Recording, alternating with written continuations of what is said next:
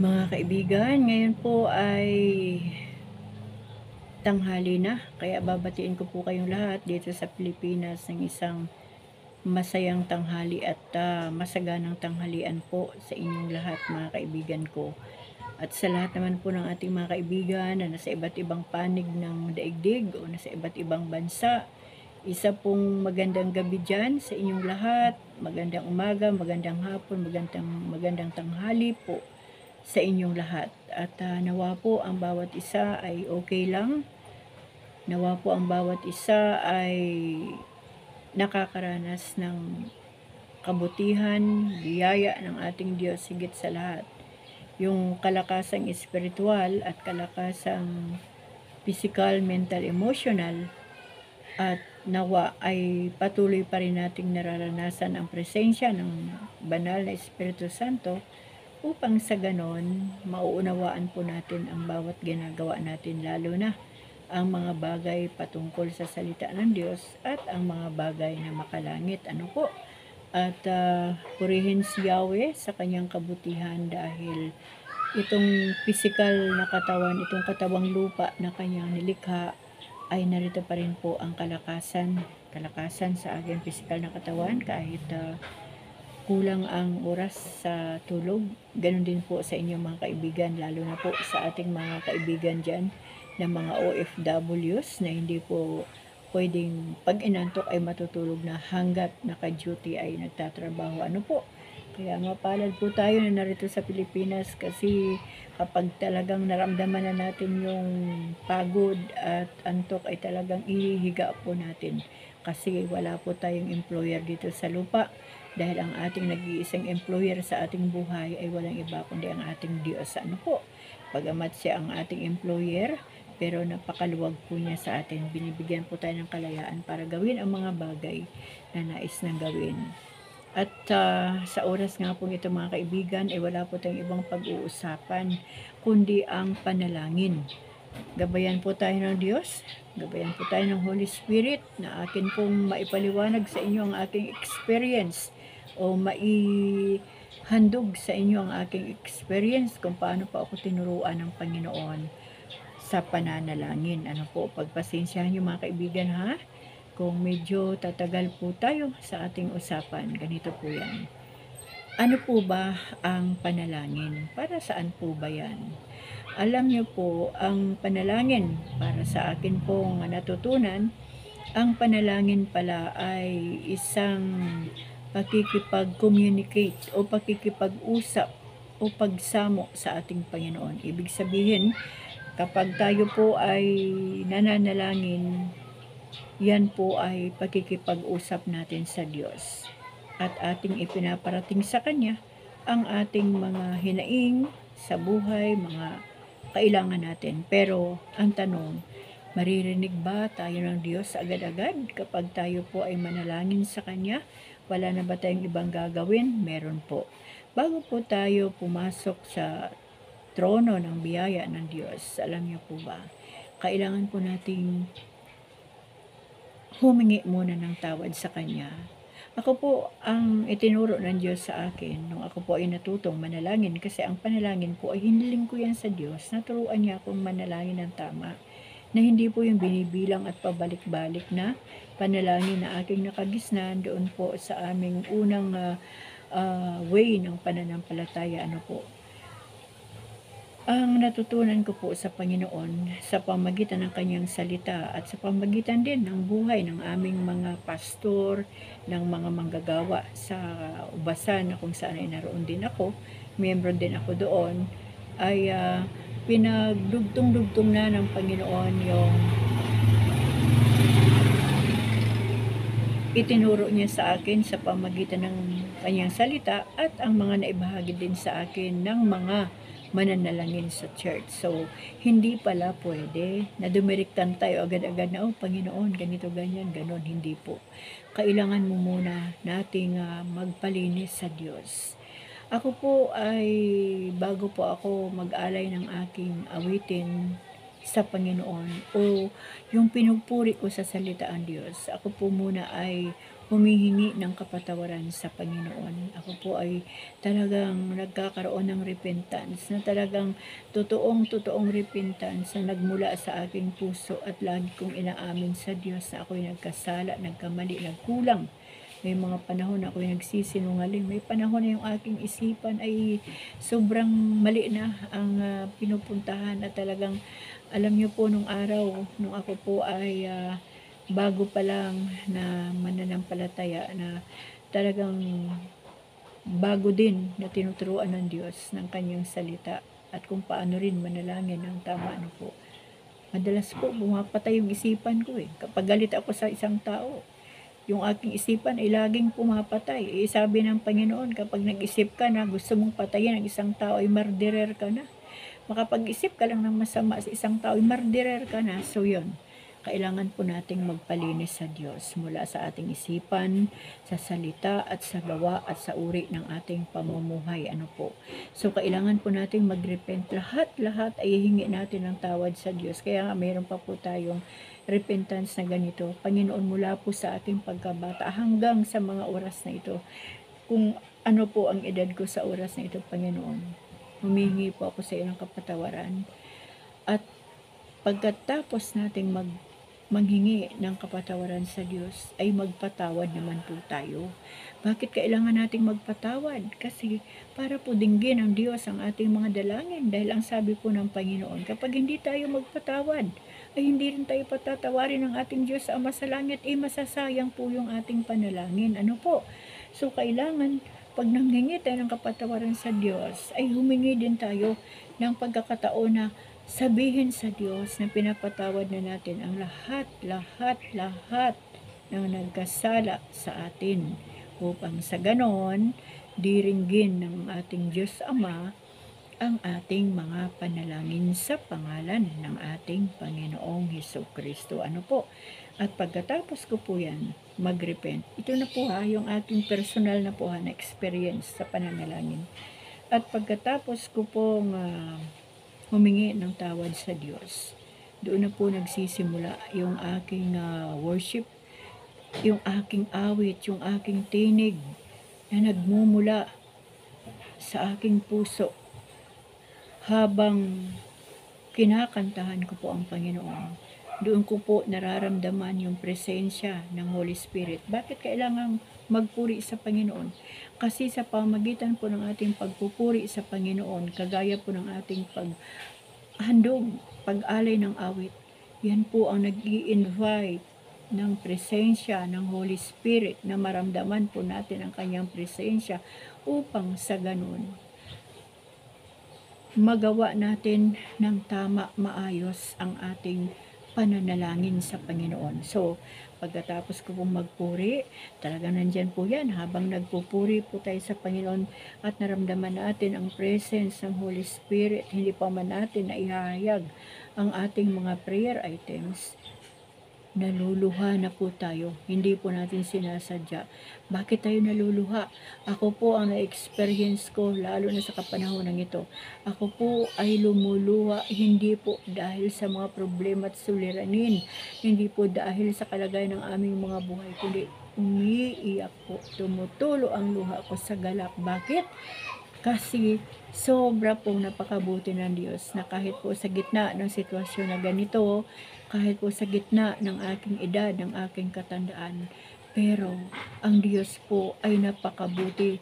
Mahal na mahal po kami ng Panginoon, lalo na sa panahon ito na hindi na po kami makagawa ng mga bagay na aming ginagawa noon, ng paghahanap buhay. Ano po, kumbaga, talagang tumutulo ang aking luha sa pasasalamat sa Diyos, habang inaawitan ko siya, na talagang parang sinasabi ng Diyos sa puso ko habang ako umaawit, anak, ay huwag kang mag-alala, andito ako. O di po ba? Kumbaga, may nangungusap po ang Panginoon sa pamagitan ng Holy Spirit, habang tayo po ay nagpupuri at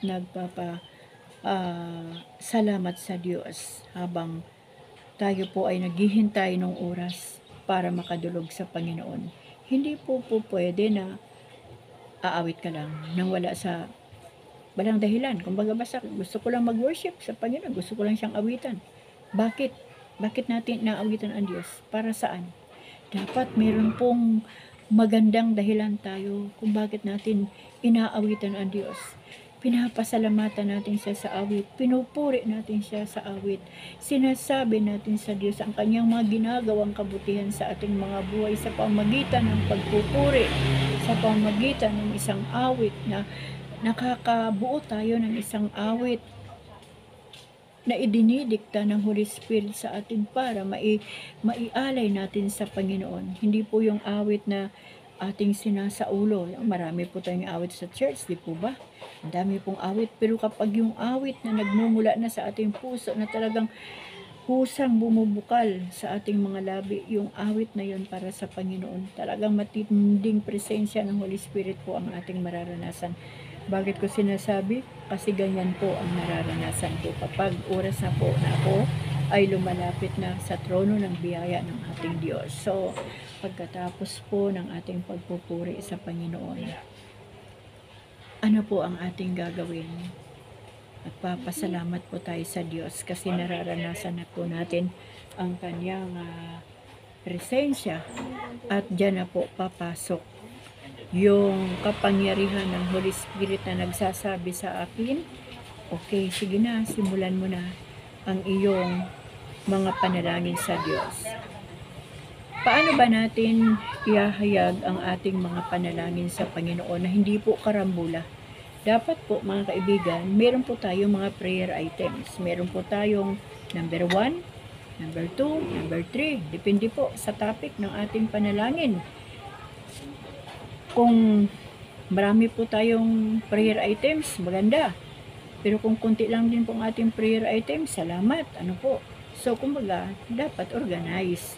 Ako po, kapag nanalangin ako, ay kailangan ihanda ko ang aking sarili at hilingin ko sa Panginoon na yung pananampalataya na nagmumula sa Kanya ay patuloy kong maranasan. Bakit? Kasi kailangan yung prayer with faith. Kailangan pag manalangin ka, yung mga prayer items na idinudulog mo, dapat naniniwala ka sa Diyos na talagang gagawin niya yon. So yun po, papasok po doon ang pananampalataya. Kaya nga po, yung panalangin na may kalakip na pananampalataya, ang kailangan natin para makakilos ang kapangyarihan ng Panginoon doon sa prayer items natin. Ano po? Kunyari, number 1 na prayer items ko, ang aking pamilya. Ang kaligtasan ng aking pamilya.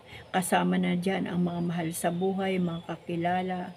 Ano po? Kumbaga, lahat sila ay tinuturing kong kapamilya. Na talagang idinudulog ko sa Diyos na makarinig sila ng salita ng Panginoon at maranasan din nila yung presensya ng Diyos. Mauhaw ang kanilang mga puso sa salita ng Diyos, sa pananalangin at sa lahat ng mga bagay na makalangit na kung ano yung aking ginagawa at ibinibigay ng Diyos sa akin na compassion, yung burden, ayun din ang kanilang maranasan. So, number 1, family, friends, at lahat na ng malalapit sa ating buhay, sa ating puso. Ano pa ang susunod na panalangin? Kadalasan dinadala po ako ng Diyos sa mga may sakit karamdaman. Bakit? Dahil ako man po ay dumadaan sa sakit karamdaman ng kanser, ano po.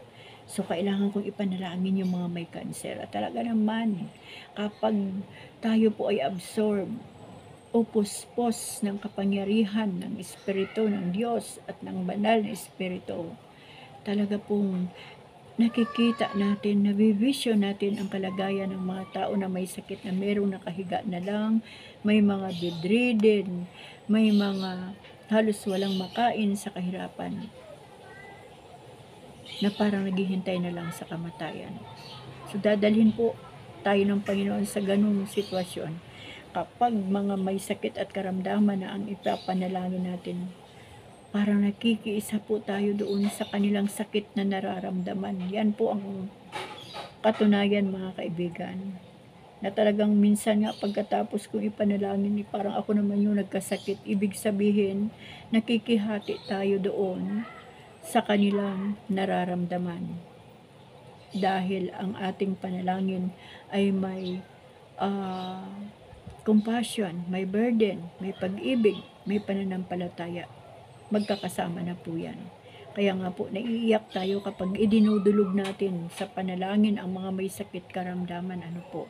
So, nagtapo una sa family, tapos sa mga may sakit karamdaman, hindi lamang doon sa mga kakilala natin, kundi dadalhin tayo ng Diyos doon sa mga hospital. Ipapakita sa ating vision, naroon sa mga liblib na puok, doon sa kanilang mga bahay, nandoon ang mga may sakit karamdaman, lalo na yung mga walang pera, para dalhin ang kanilang pasyente sa hospital. Kumbaga, lahat yan ay ipapakita ng Diyos sa atin kapag tayo po ay puspos ng kapangyarihan ng banal na Espiritu Santo.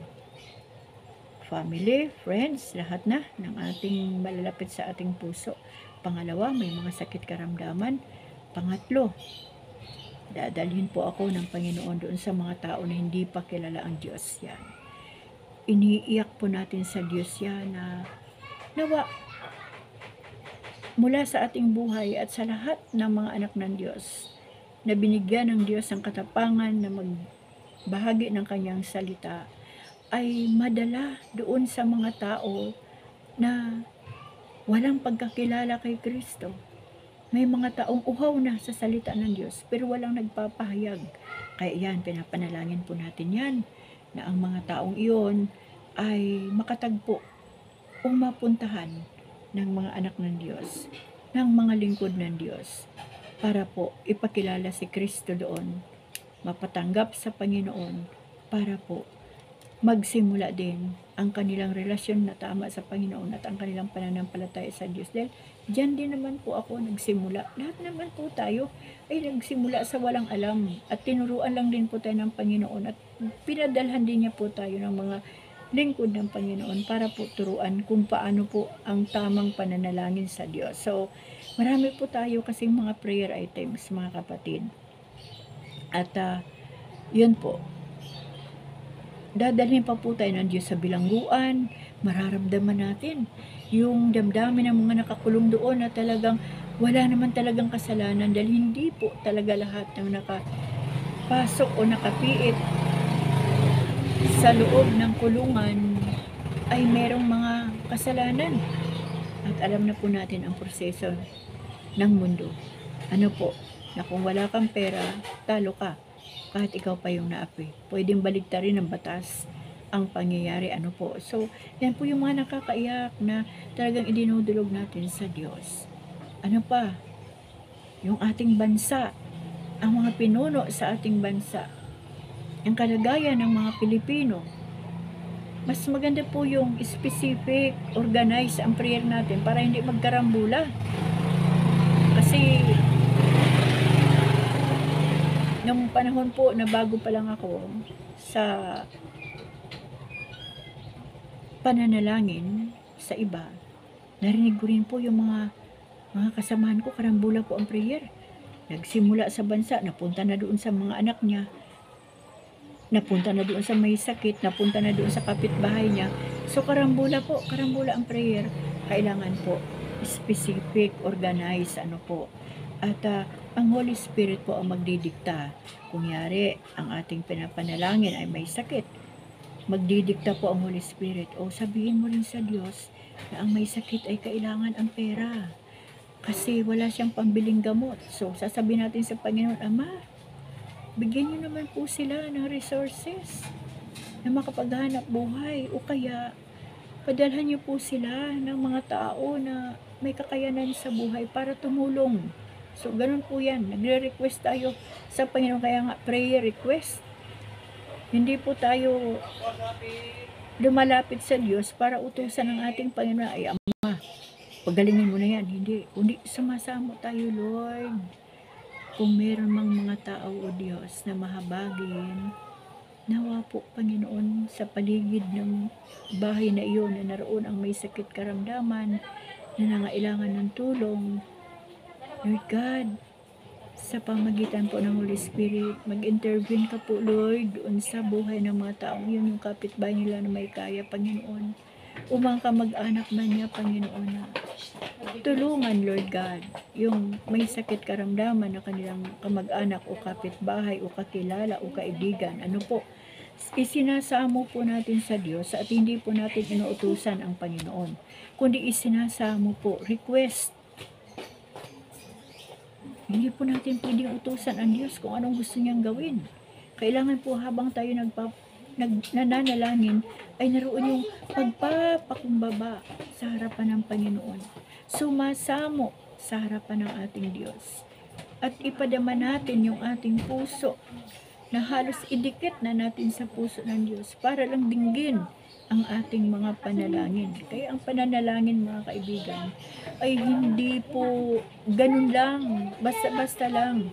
Kung gusto natin na tugunin tayo ng Diyos sa ating panalangin, ipakita natin sa Diyos yung pagpapakumbaba, yung compassion, yung burden, yung pag-ibig, yung pagmamalasakit doon sa prayer items na idinudulog natin sa Panginoon. Kaya mga kaibigan, ako po'y nagpapasalamat sa Diyos kasi tinuruan niya rin po ako ng tama. At yung mga prayer items natin, kunyari 10 yan, hindi pwedeng walang tutugunin ang Diyos dyan. Kaya lang, habang tayo po ay nananalangin at wala pa tayong nakikita na tugon ng Diyos, huwag po tayong tumigil. Ulitin po natin ang ating Panginoon ng mga salita na punong-puno ng pagpapakumbaba na, Lord, alam niyo po, ako may mga panalangin akong ganun.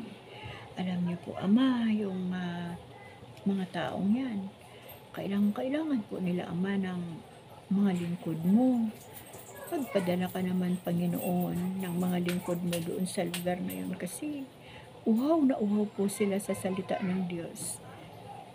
Hindi naman po ako pwede, Panginoon. Kung kagaya lang talaga nung araw na medyo bata-bata pa ako at kahit saan ay pwede ako. Pero nakikita ko po yung kapasidad ko, hindi na po ako pwede. Kaya ang dalangin ko sa Panginoon, Lord, yung pong mga may kakayanan pa, may lakas pa, mga bata pa, na talagang matindi ang compassion sa puso para makapagbahagi ng salita ng Diyos, Lord God. Dalhin niyo po, O Diyos, doon sa lugar na iyon, sa bahay na iyon, Panginoon, upang mapahayagan ng iyong salita. Yan, ganyan po. Lahat po ng ating prayer items, so po natin hiwalayan yan. Bawat araw ay ating pong pinapaalala sa Lord dyan. Sabi ko nga po, ng isang araw lang, nakita ako yung sapatos ni Bunso, yung pinaka-swilas niya. Ubos na yung isang tagiliran. Kaya, pag naglakad si Bunso ay hindi na pantay. At bilang isang ina, ako'y nakaramdam ng awa kay Bunso. At sabi ko sa Panginoon, Lord, pahingi naman po, Lord, ng sapatos ni Poliniel para po sa kanyang uniform. Dahil siya po ay college na. Nasa second sem na po ng first year college. Ama, wala po talaga kaming kakayanan, pero ikaw po talaga, O Diyos, ang may-ari ng lahat ng bagay. Kaya umaasa po talaga ako, O Diyos, na pagkakalooban mo si Bunso ng sapatos, kasi po, kailangan niya na po talaga, Panginoon. 3 araw, 4 na araw yata ang dumaan. Kahapon po. Meron na pong sapatos si Bunso, nagkakalaga ng 1,000, praise the Lord. Nakabili po siya ng kanyang medyas. At nagutom daw siya doon sa loob ng mall, kaya kumain siya. Kumbaga, kumpleto. Nagutom, may pambiling pagkain, may medyas, may sapatos. Ganyan po ang Panginoon. Kumbaga, pag binigyan tayo ng Diyos ng kanin at ulam, kailangan may tubig. Ano po? Para kumpleto at maalwan yung ating pakiramdam. So, yun lang po. Napakasimpleng panalangin ko sa Panginoon na para bang hindi ko nga masyadong kinausap ang Lord, kundi ang sabi ko lang, Lord, alam niyo po, kailangan talaga ni Bunso ang sapatos sa Ama. Pahingi naman po ng sapatos ni Bunso. Ganun lang. Nakita ng Diyos, marahil ang aking puso, nakita din ng Diyos yung sitwasyon ng lumang sapatos ni Bunso. Kumbaga, in need. Kapag doon talaga sa kailangan na natin, mabilis tumugon ang Panginoon. Kumbaga, ASAP help. Di po ba? Kapag may mga, ako po ganito, aanuhin ko po muna.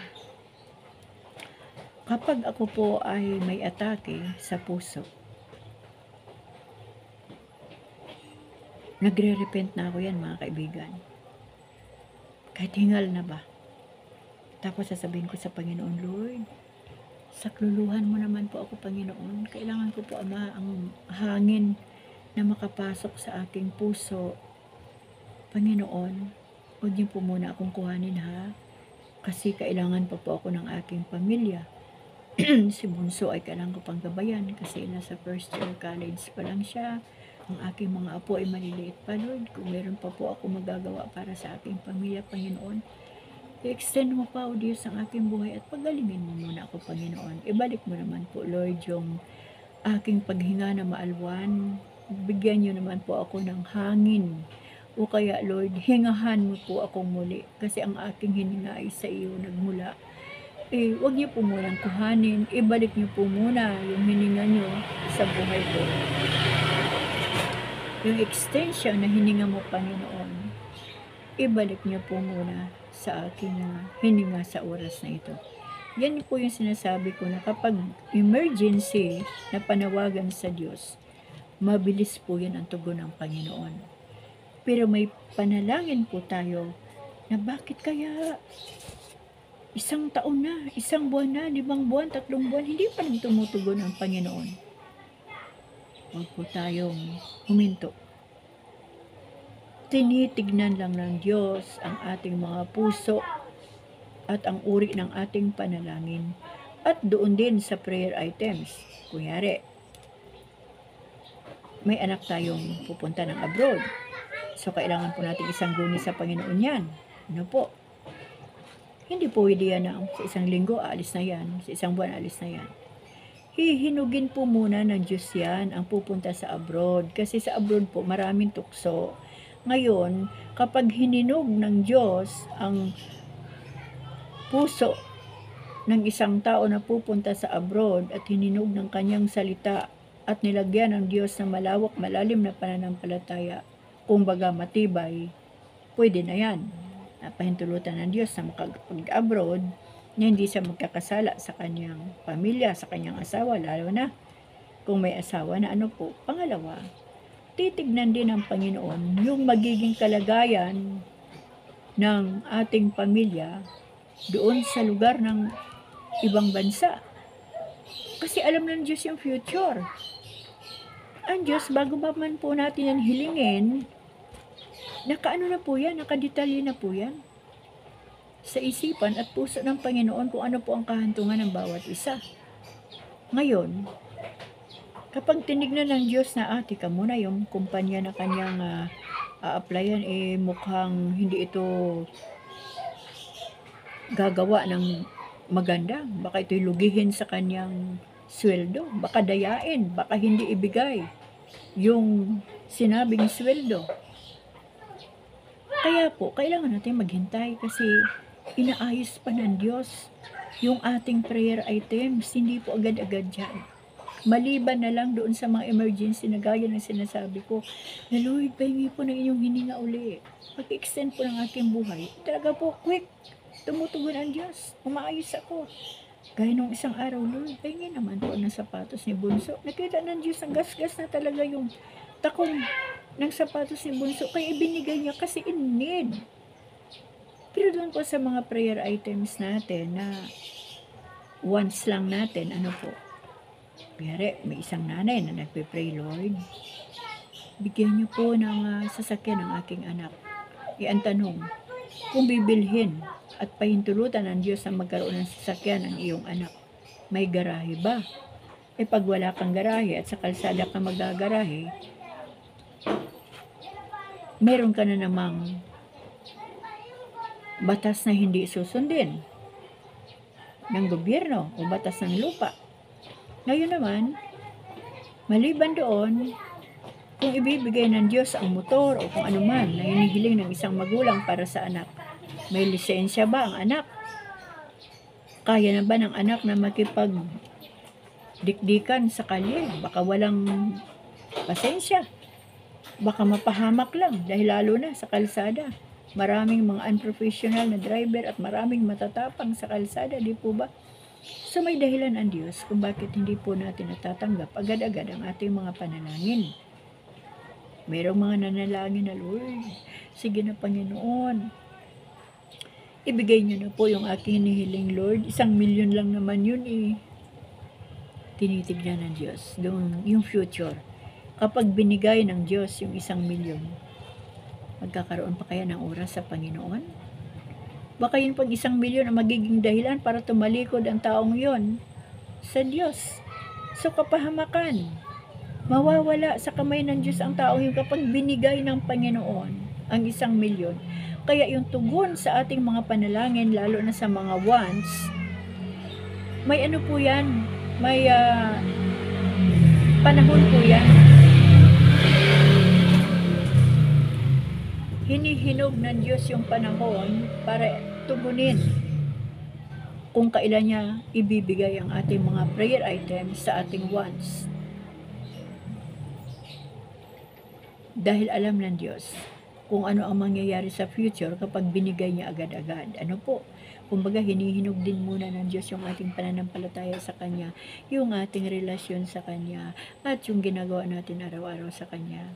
Kung paano tayo magtanim habang naghihintay tayo ng tugon ng Diyos. So, pwedeng no, pwedeng wait, pwedeng yes. Yan.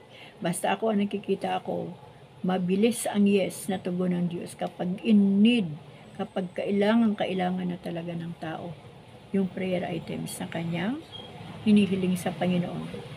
Yung panahon po na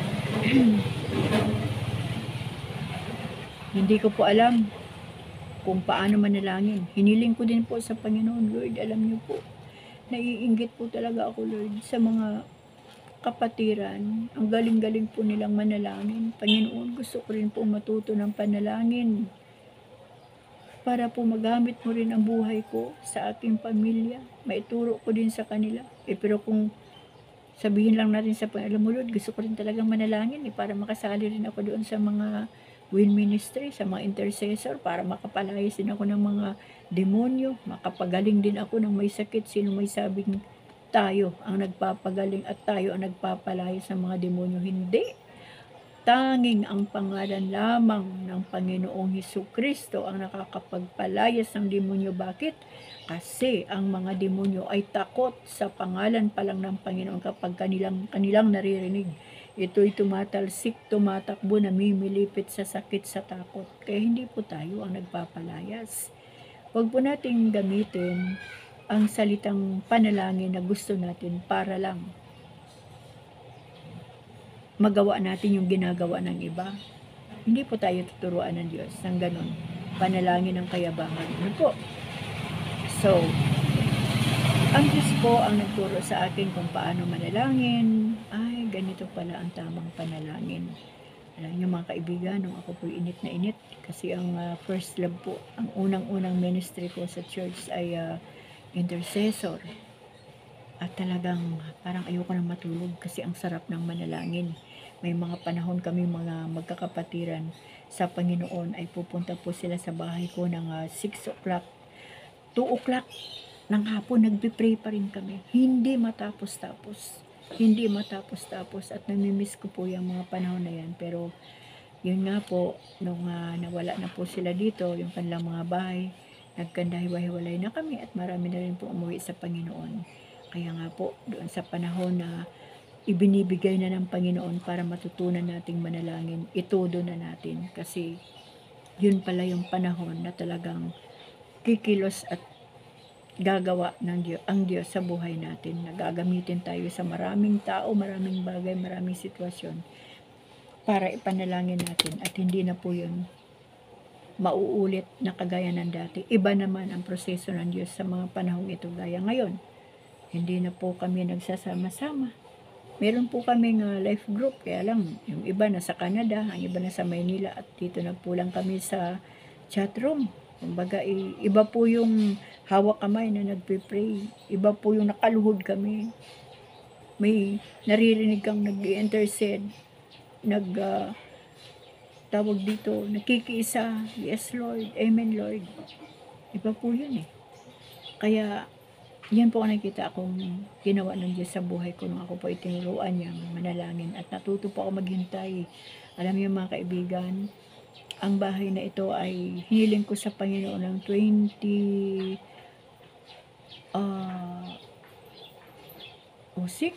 2007. Ibinigay po ng Diyos, 2010.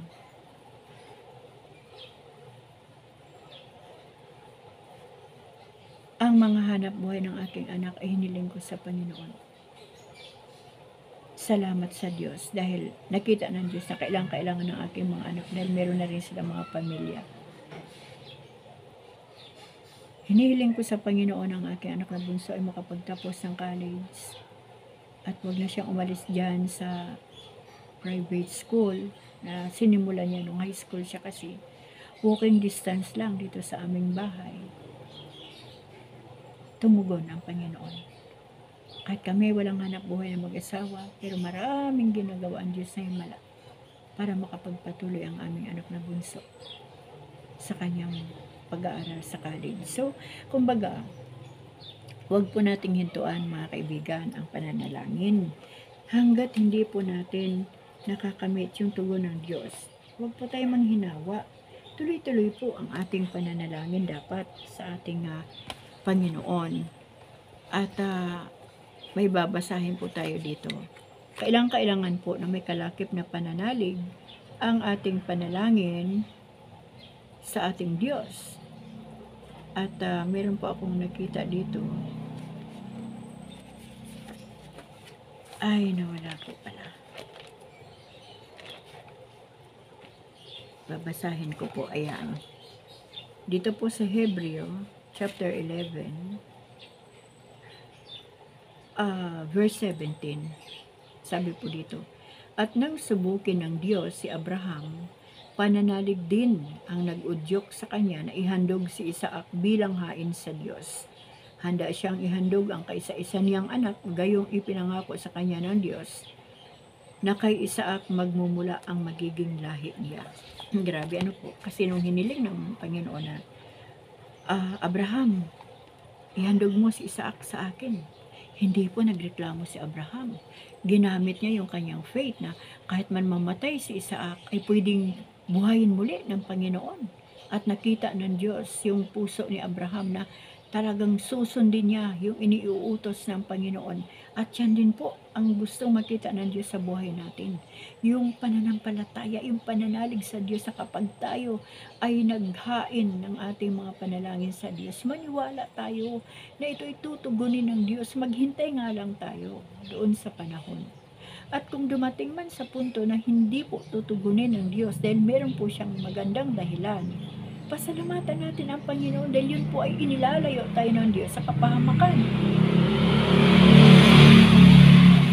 O yung mga tao na ating idinadalangin sa Diyos ay inilalayo ng Diyos sa kapahamakan. Alam po ng Diyos lahat. Alam po ng Diyos ang patutunguhan ng ating mga panalangin. Kaya ito po ay ginamit ng Diyos si Abraham sa ating mga buhay na imagine, ang kanyang asawa ni si Sarah, matandang-matanda na, hindi na nga nagkakaroon ng buwanang dalaw.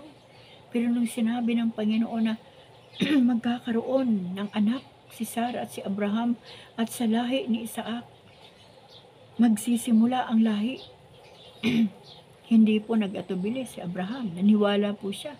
At nung lumabas na si Isaac, sabi naman ng Panginoon, Abraham, ialay mo sa akin ang iyong anak. Hindi nag-atubili si Abraham. Sumunod siya sa Panginoon. Kasi may faith siya doon na ang Diyos na kanyang nakilala ay kayang bumuhay ng patay. Naisip ni Abraham, pag namatay, natupok si Isaac, nasunog, kayang-kayang panumbalikan ng Diyos yung kanyang katawan. Makinis ang katawan ni Isaac. may buhay, gumagalaw. At yun lamang ang hinintay ng Panginoon, yung tunay na pananalig ni Abraham sa Diyos. At nung sasaksakin na ni Abraham ang kanyang anak, may sumigaw na anghel, wag. O di po ba? Kahit man po tayo sa kapanahonan ito, ay tinitignan po ng Diyos ang ating pananalig sa Kanya. Baka naman ngayon lang nagpe-pray tayo, tapos kinabukasan hindi dininig ng Diyos. Ayoko nang manalangin, wala namang nangyayari, no? Patuloy po nating idulog. Kung meron po tayong 5 prayer items o 10, tignan niyo po na yan araw-araw. Basahin niyo po yan araw-araw sa Panginoon. Sabihin niyo po yan araw-araw. Alam mo, Ama, ako ganito pong design ko eh.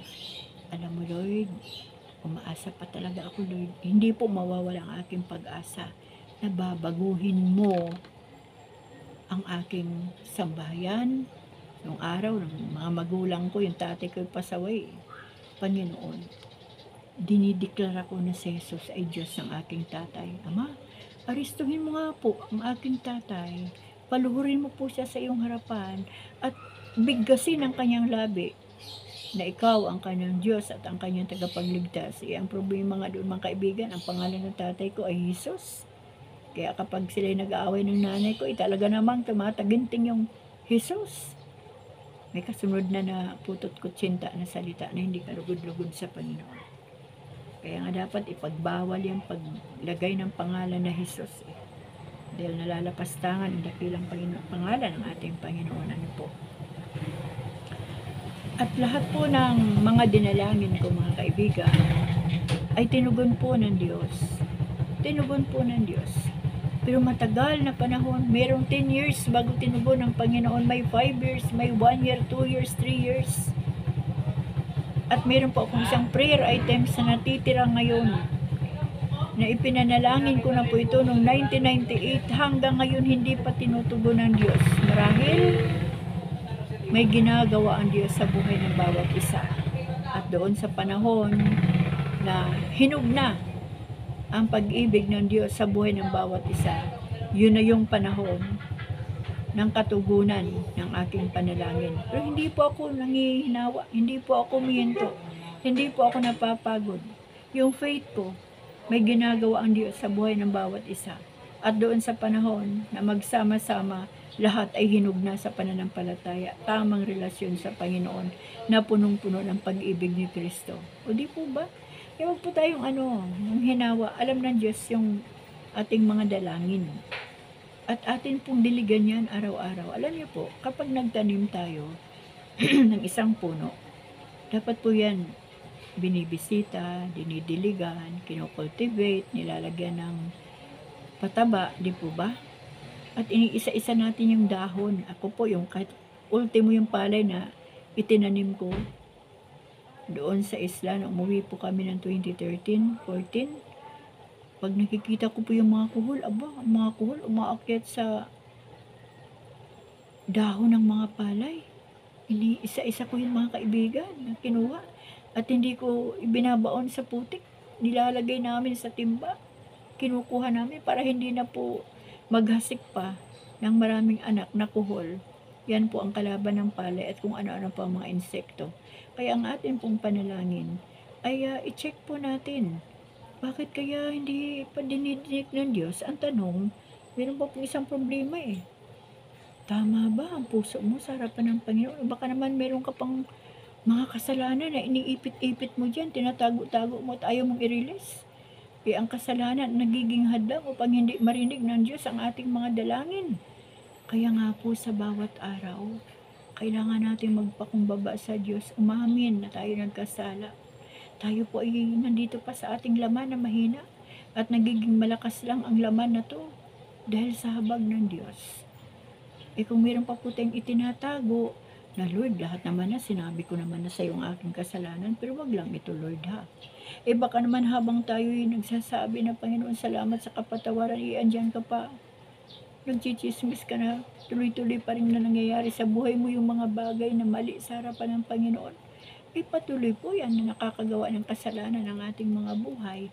Tapos dudulog tayo sa Diyos, hihingi ng tawad, pero hindi makaalis doon sa ugali na hindi tama sa harapan ng Panginoon. Kasi mga kaibigan, ang tunay na pagsisisi, kung gusto nating marinig ng Diyos ang ating mga panalangin, dapat totoo yung ating pagsisisi. Talikuran natin yung buhay natin na punong-puno ng kamalian at kasalanan. At sumunod tayo kay Kristo sa pamagitan ng kanyang salita. At si Kristo na ang maghari sa ating buhay. Di po ba ang isang magulang, tatay at anak? Kapag tama ang relasyon ng mag-ama at nakikita ng ama na, aba, talagang mabait itong aking anak. Dati ito maaga pa andoon na sa lasingan, andoon na sa mga bagay na hindi tama. Pero nung aking pinangaralan, aba, sumusunod na sa akin, kasama ko na sa mga bagay na aking ginagawa. At hindi na doon maghapon sa kanyang barkada. O di po ba, kapag humingi ang anak sa bintay, wala akong sapatos, gusto ko sana magkaroon ng bagong pang basketball na sapatos. O di ba, agad-agad, ibibili yan ng ama. Ganyan din po tayo sa harapan ng ating Diyos sa langit, sa ating Ama sa langit.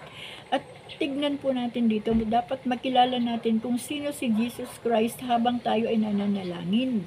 Si Jesus Christ po ang ating number 1, ang nag-iisang intercessor na nagpapaabot sa ating Diyos sa Ama sa langit.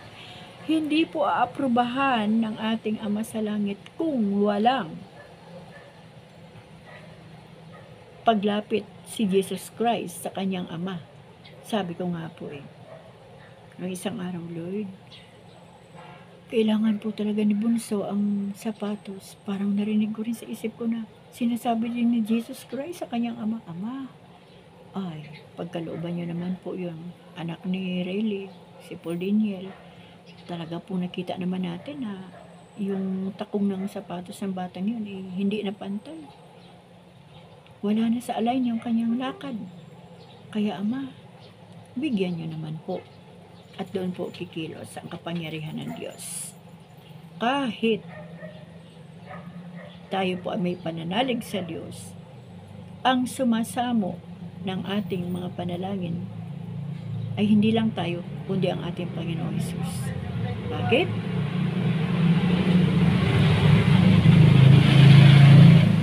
Sinasabi po ng salita ng Diyos na hindi po tayo makakalapit sa Ama kung hindi tayo dadaan sa kanyang anak, kay Jesus Christ. Dahil ang anak at ang Ama ay isa. At kung ano yung request ng kanyang anak, ay doon po tumutugon ang ating tatay sa langit. Kaya magpakatino po tayo sa harapan ng Panginoon. Huwag po nating lapastanganin ang Diyos. Huwag po nating sumbatan, huwag po nating inaaway ang Diyos kapag hindi pa po tinutugon ng Diyos ang ating mga panalangin, mga kaibigan. Ang Diyos po ay gustong-gusto na pagpalain niya tayo. Kaya lang, baka naman hindi pa tayo katiwa-tiwala. Sabi nga ng Panginoon, kapag mapagkatiwalaan na niya ang kanyang mga anak sa maliit na bagay, ay kaya na rin pagkatiwalaan sa malaking bagay. Ano po? Kung hindi man tutugunin ng Diyos, huwag po tayong mawala sa Panginoon. Lalo po tayong magpakasumiksik sa puso ng ating Diyos. Tandaan po natin, ang panalangin na walang pananampalataya o walang kalakip na pananalig sa Diyos, ito po ay patay. Dahil ang kapangyarihan ng Diyos ay kikilos lamang depende sa ating pananalig sa Kanya. Tingnan niyo po si Abraham.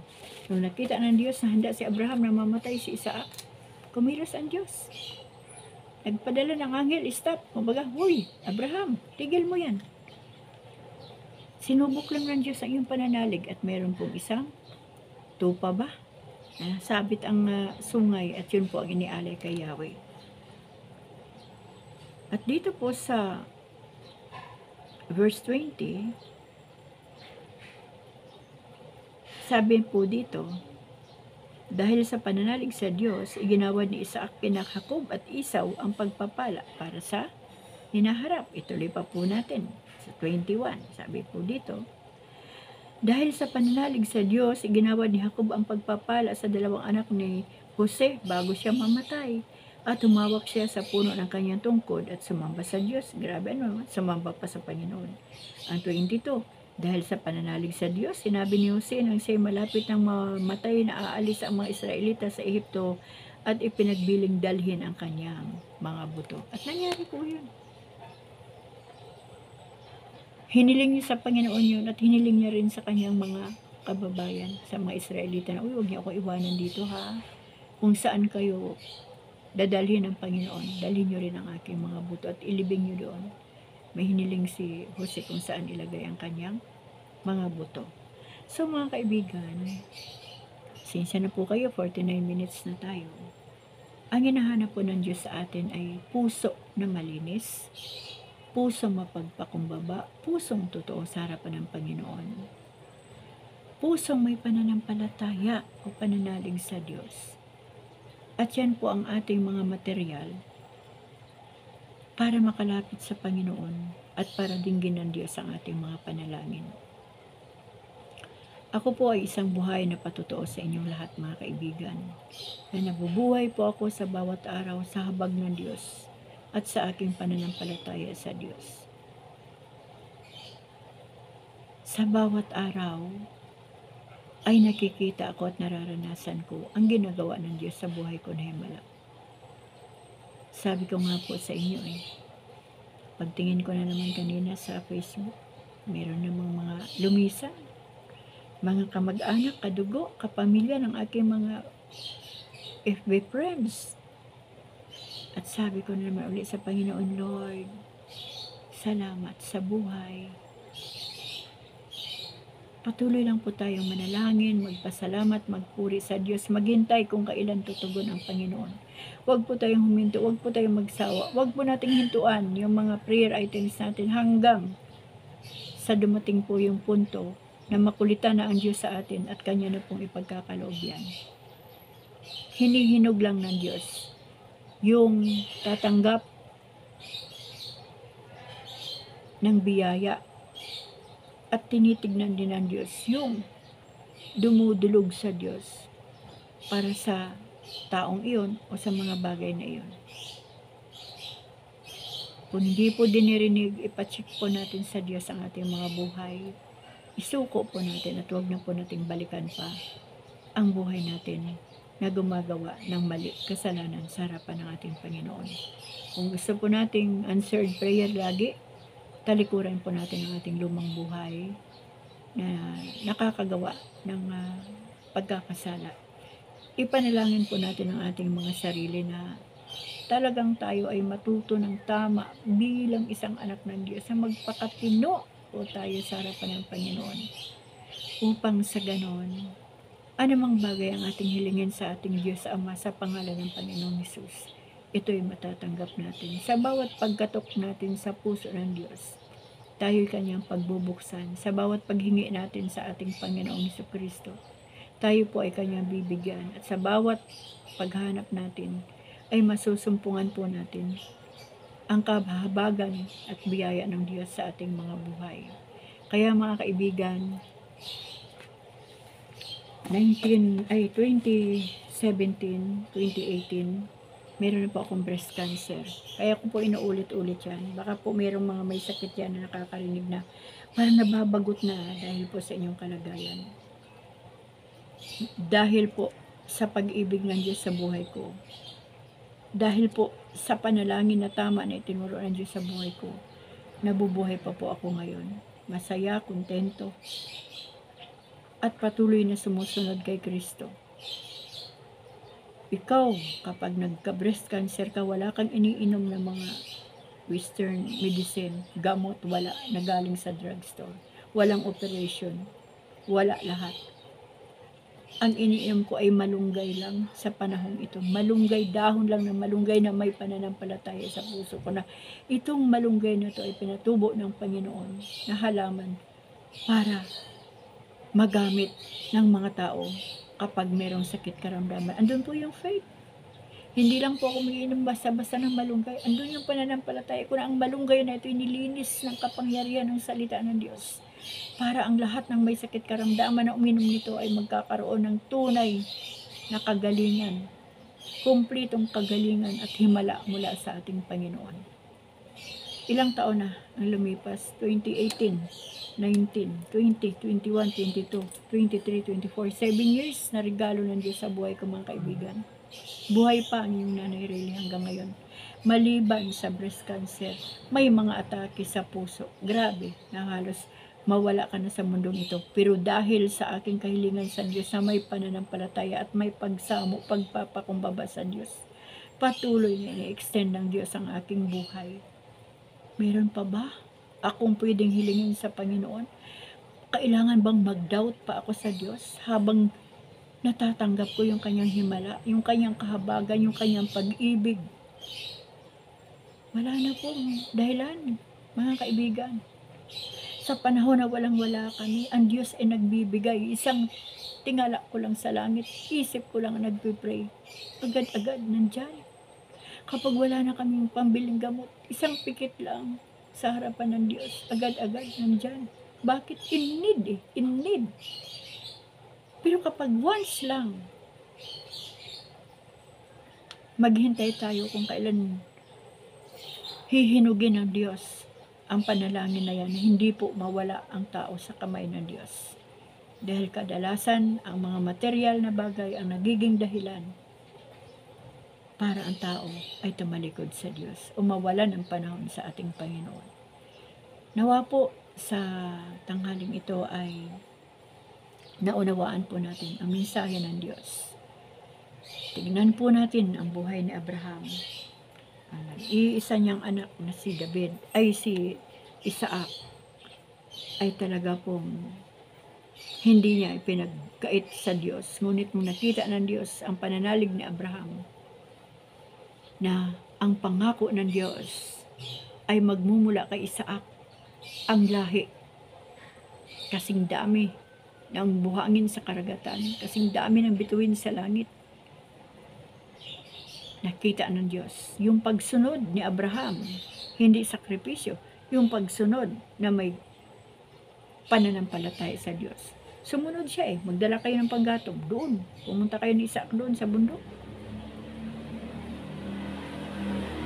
Sabi ni Isaac, Ama, sino po ang ating ihahandog?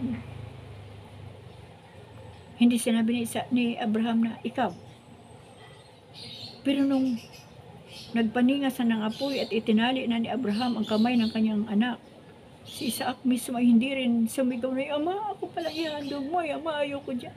Hindi rin Sumusunod lang din.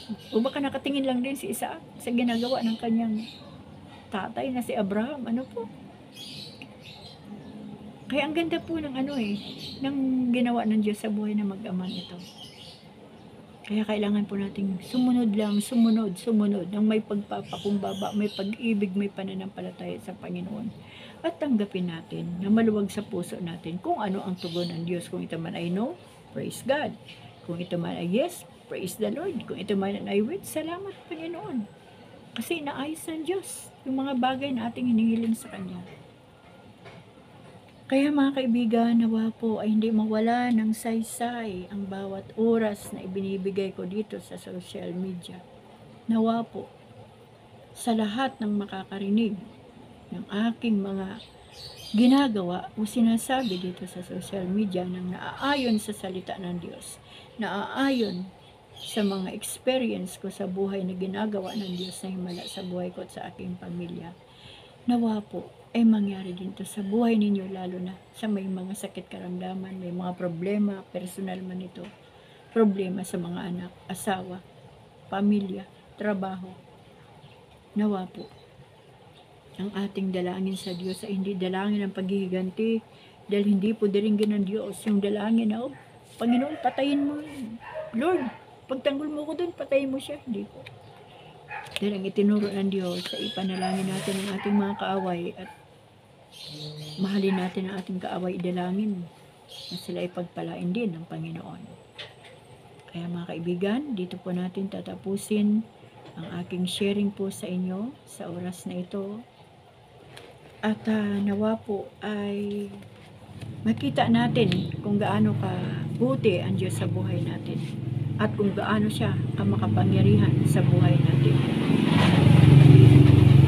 Maraming salamat po sa inyong lahat. Pagpalain po ang salita ng Diyos sa ating mga buhay. Pagpalain ng Diyos ang ating relasyon at pananampalataya sa Kanya, at nawa ay magamit din ang ating buhay para sa iba po, sa ating pamilya lalo na.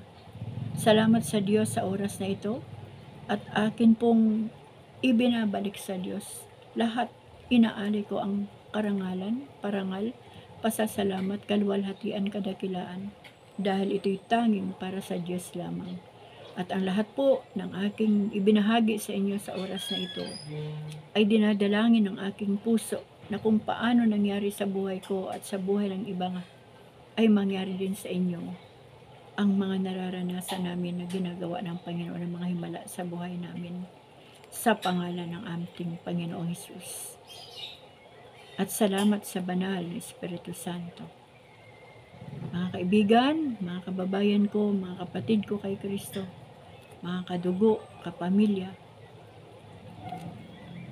pagpalain po tayong lahat ng ating Panginoon. In Jesus' mighty name, Amen.